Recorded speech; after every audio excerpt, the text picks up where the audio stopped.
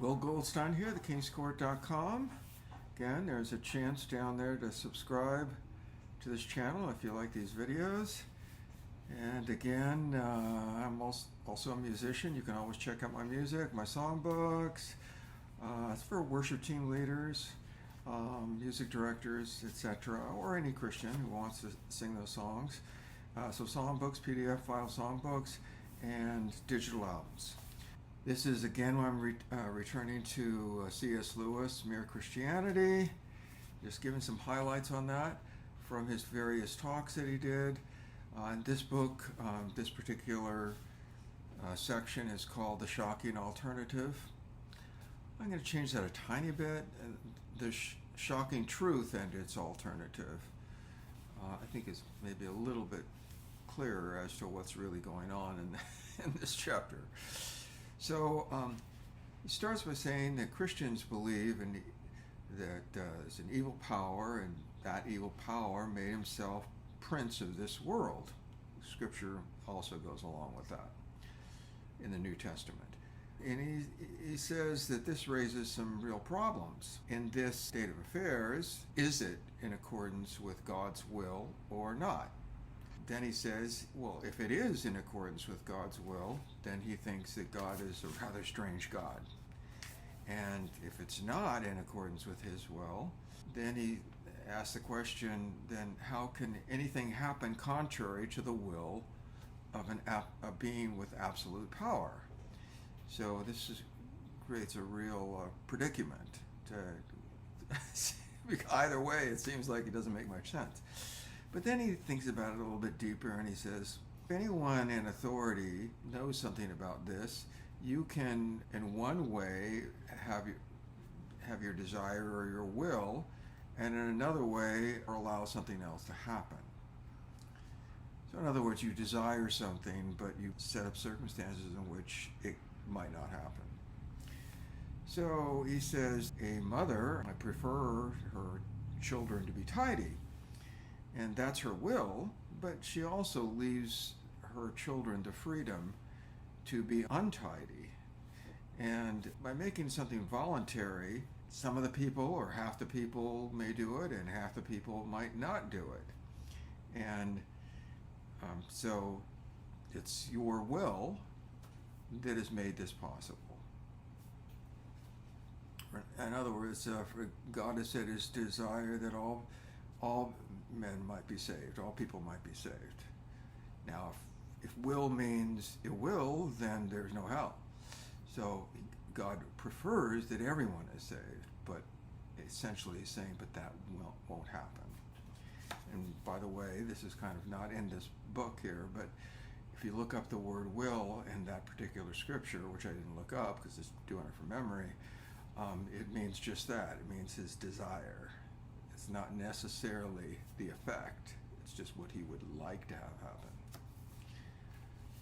Which includes you, of course.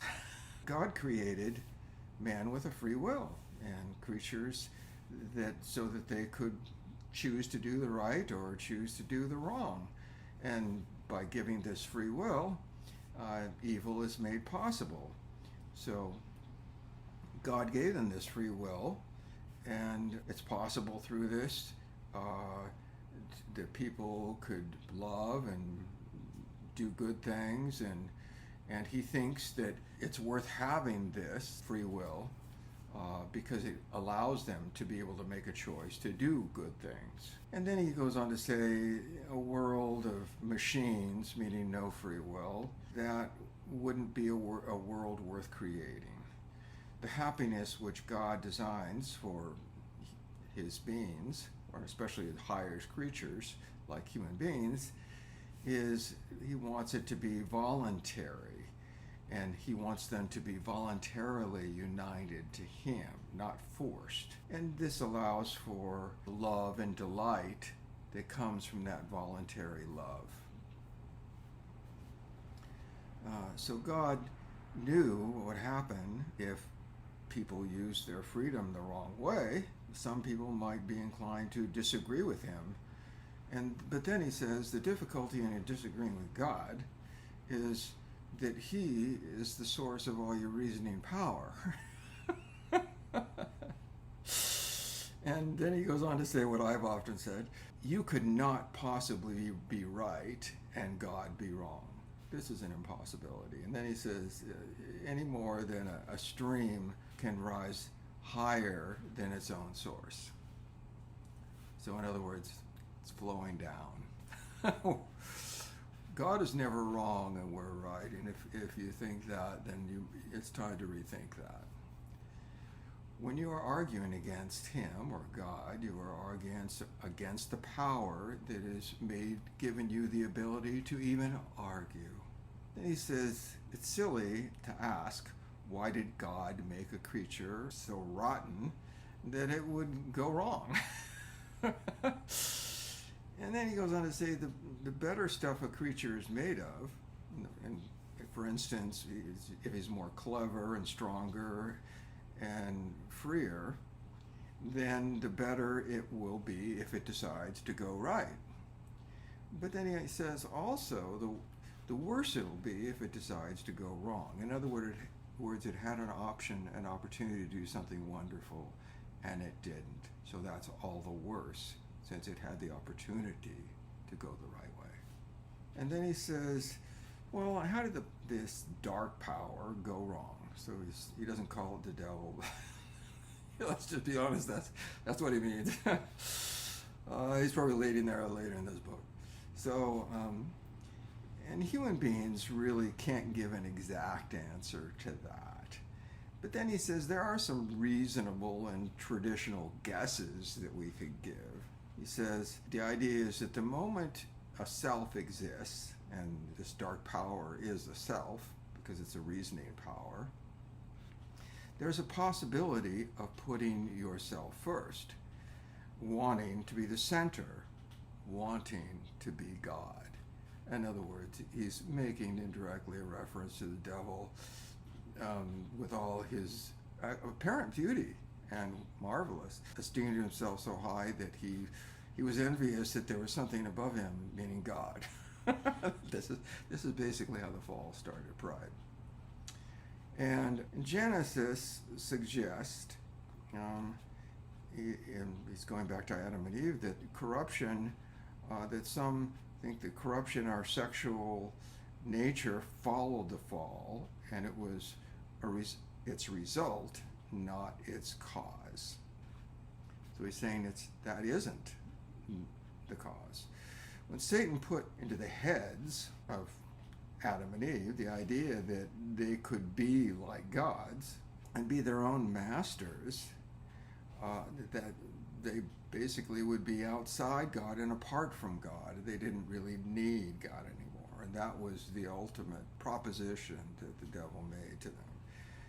And out of that hopeless attempt, as the result of that, has come nearly all the horrible things in human history. And then he goes on to say the misuse of things like money and poverty that's around the world, and human ambition at any cost, war, dark things like prostitution, classes in society, empires that make people subjects, and slavery, all these things.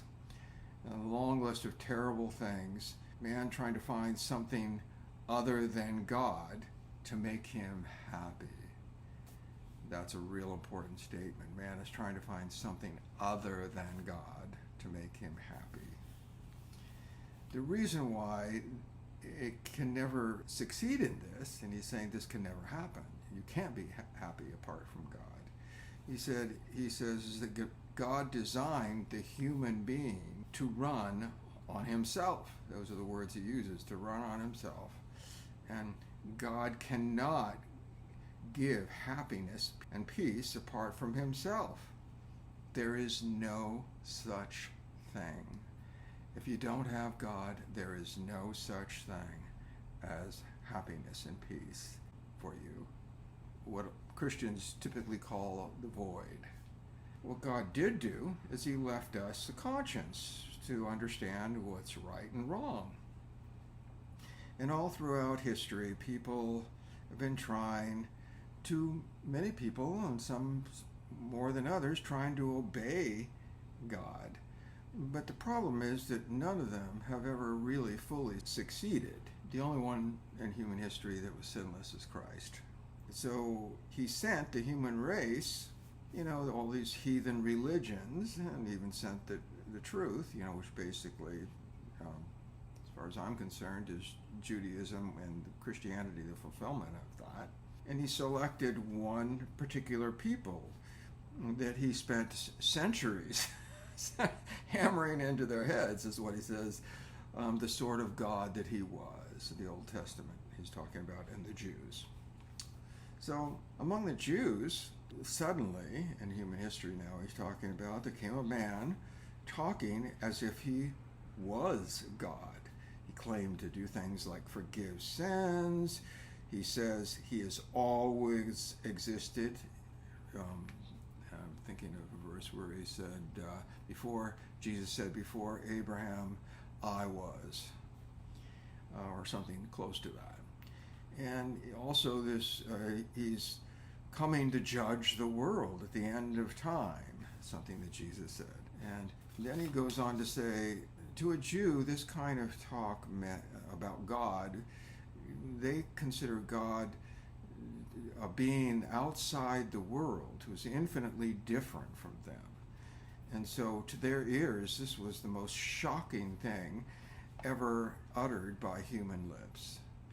He claimed to forgive sins, and unless the speaker is actually God, this is preposterous, and he says comic. This Jesus, this is what he said, this is what he did. He told people their sins were forgiven. He behaved as if he was the person chiefly offended in their offenses. And this makes sense only if he really was God, and whose laws are broken and whose love is wounded in every sin. And so any speaker who is not God saying these things, his words would imply the conceit unrivaled in human history.